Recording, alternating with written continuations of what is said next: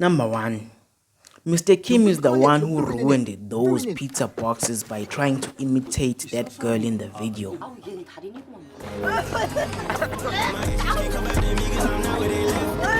And when the whole family got penalized for his actions, he sat back in the shadows while the rest of the family cleaned up his mess.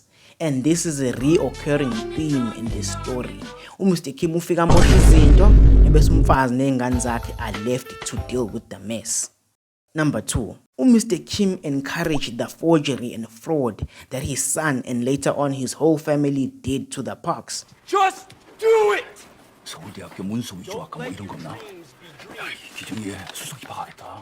This one is a bit more understandable given the circumstances, desperation and pressure that this whole family was under.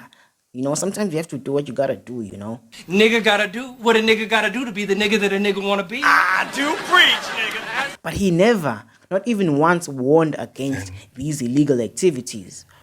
Maybe your best course would be to tread lightly. Ukunalokho, Mr. Kim wabahlohla even more and even participated in the forgery and fraud. I could even argue that umndeni wakwa Kim didn't need ukuthi baxoshise zonke izisebenzi zalaphana kaPark like they did ukuze kungene bona. I'm certain that isalary kaKevin no Jessica would have been enough. It would have made a huge difference emndenini wakwa Kim. Kodwa bona baba nomona nomhobholo bafuna ukuthi bangene bonke ngobukhoshosho in a suspiciously short amount of time, which led to them ruining everything. Number 3. Mr. Kim uyena odla kakhulu lapha ecafeteria yodriver kuyibuffet leyana. Uyena ophaka indindima, intaba yokudla ingekho nento ayenzile. Kuze kukhala umfazi wakhe ukuthi uthi ingane azidle as much as they want as if wena othengile they bought the food. Amahloni awekho kulo baba lo. Number 4. Shaking Mrs. Park's hand after they agreed to keep the old housekeeper's TB a secret. There was no need for that, and it puts the madam off unnecessarily. Even though this small act did not have any damning effects, but it gave us a glimpse into ingqondo ka Mr. Kim. He's insecure and he overcompensates. He often does too much. Number 5. Now this is where it starts to get technical. I have a lot to say about this scene. I probably could have made a whole video dedicated to it solely, but it is what it is. So Mr. Kim was tasked with persuading Mr. Park, his boss, ukuthi asebenzise naye inkampani this fake luxury company that he is recommending to him ukuthi fona mfethu khona uzothola housekeeper omusha since your old one quit, right? Kodwa because Mr. Kim unjena, he goes a little too far and almost ruins the whole thing. You're just ruining Instead it. of playing it cool and subtle, he makes Mr. Park so uncomfortable, asking him if he really loves his wife. 다솜이 엄마가 원래부터 집안일에 재능이 없어요. 청소도 못하고 음식 진짜 맛없고. 그래도 사랑하시죠? Imagine the nerve of this guy ukuzobuza umlungu wakho lokho. Mr. Park naye akakholwa ukuthi ayibo udriver wami uzongibuza leyo msangano loyo. I'm sure vele it was part of their script and they didn't expect ukuthi Mr. Park will be taken aback by this question, but still phekwalokho Mr. Kim overcompensates again elokho echaza ngale nkampani aze cishe uphenduka umzimba wonke while driving kuze kuze Mr. Park ukuthi keep your eyes on the flipping road, you flipping old man. 앞에 봐요, 앞에.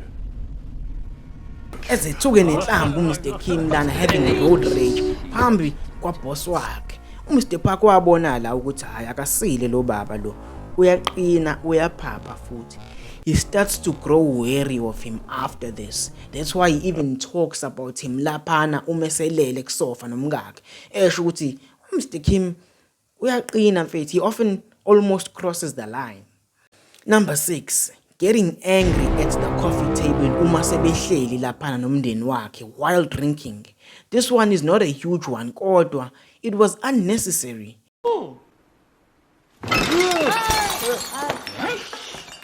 Udlala kanjani ngokushaya umkakho phambi kweingane zakho kuze kube ingane ezikukhuzayo?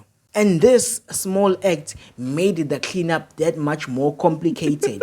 It showed ukuthi notshwala bubuye bumhlule lo baba. He has impulse control issues. Number 7. So when they were hiding Lapana by the stairs, secretly listening to the old housekeeper explain to Chang-suk about this whole underground tunnel situation, Mr. Kim is the one who slips and causes all 3 of them to fall and get their cover blown and their secret exposed.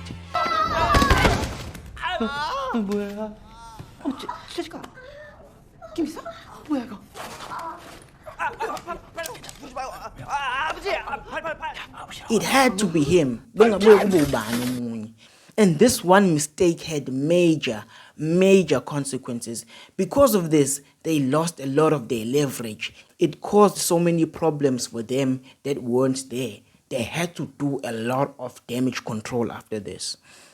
Number 8, being kicked by the old housekeeper as he was trying to tie her up. This one made me so flipping pissed, and it was so disappointing to see. Ukhahlelwa kanjani umuntu who is barely conscious having an allergic reaction, someone who has their hands tied behind her back. Akukhahlele uwe phansi avuke agijime aze cishe afike phezulu acishe ayijumpise yonke into kuze kusize uChang-suk again.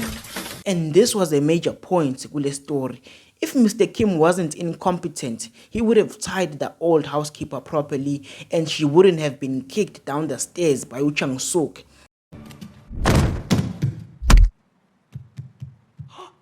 And she wouldn't have died. But it's like Mr. Kim was addicted to fucking up. You're ruining it. So you were always like this? Even before the movie starts, I think this was just him. Number 9, not properly tying the old housekeeper when he left her down under. Because of this, the old housekeeper was able to stagger and hop towards her husband and use her teeth to tear part of the tape which her husband was tied with. This led to the husband being able to free himself. Adale yonke ke leya chaos esayibona ekugcineni kwemovie. Number 10, not having a plan for laba abantu akabashiya ezansi when his son Ukiwoo asked him. 아까 그 계획 있다고 하셨잖아요. 어떡하시고요, 거기 지하실. 나 절대 실패하지 않는 계획이만 줄 아네. 무계획이야, 무계획. No plan. 계획을 하면 반드시 계획대로 안 되거든, 인생이. This was Mr. Kim's chance to take charge and be a leader and clean the mess that he was part of causing. Kwakumele at least bayikhulume lento and have a discussion nomfana wakhe. Hayi ukuthi athi akana plan nje ashiye kanjalo. Kuze kube umndeni wakhe again, the wife and kids, ozama ukwenza iplan yokulungisa yonke lento le. Umama nendodakazi attempt to take food down to them ukuze badle kukhulunywa nalendaba le. Luckily or unluckily uJessica ugcine ngalitholanga ithuba lokuya lapha ezansi. Kugcine kuya uKevin, which is where ayithela khona kuleya trap leyana, and Mr. Kim saw ukuthi the old housekeeper was almost dead. She was not in a good state. He saw ukuthi walimala ngempela, but he never mentioned that to the rest of the family, and uyena kuphela owabona the old housekeeper elimala. Kodwa nje wazenza isilima washayise ngazuthi inkinga izozinyamalalela yona. Mr. Kim indirectly killed his own daughter. He almost indirectly killed his whole family. Number 11. Mr. Kim just stood there when his daughter got stabbed by Lesia Spock. He just stood there wabakaza nje kwaze kwaya uChang-suk, umama wekhaya, kwawuyena oyidelayo ukuthi hayi ngamani ngibulale nami ngiyayigwaza kanje ingane yami. Number 12, stabbing Mr. Park. Ukuze ubone ukuthi igwala kanjani lo baba, uyahluleka uqonda umuntu ophethe isikhali osegwaza ingane yakhe. Kodwa uyakwazi ukuhlasela ubasi wakhe who is unarmed, someone who has their back turned to him, someone who is not a threat to him at all. It's like in this moment we got a glimpse of lawyer Mr. Kim owacishe wafaka umkakhe isibhakela when they were drunk lapha etafuleni. Ukugwaza uMr. Park kwaxaka ngisho his dying daughter. If he didn't do this, babesangakwazi ukuyigoqa into yabo and make a cover up of some sort. Kodwa this just complicated everything. Number 13, ukuze ubone ukuthi igwala kanjani lo baba futhi wathi eqeda ukubulala uMr Park wakhetha ukubaleka eyocasha, leaving his wife to take the fall cause wayesebonile ukuthi zo2 ingane zakhe zaseyilimele and possibly dead. Kodwa he couldn't face the consequences of his actions. Wakhetha ukubaleka. A selfish act. I used to think ukuthi this act was noble and respectable. Kodwa Mr Park was nothing but good to Mr Kim. Yes, wathi uyanuka impela kodwa come on bra, usungaze umbulale ukhohle le ndodakazi yakho who's dying right in front of you. Nendodana yakho oyibonile isithule naye sibelethiwe. It was fucking disappointing, man, to see this selfish man do all of these things. So yeah, that's it. That was my deep dive into this character. Makes me sad and angry at the same time. I didn't have an intro and I don't have an outro for this video. I guess I'll see you in the next one. In the next video, I'll probably be discussing the relationship between Mr. and Mrs. Park. I think there's a lot to talk about there. Thank you for watching. Please like and subscribe.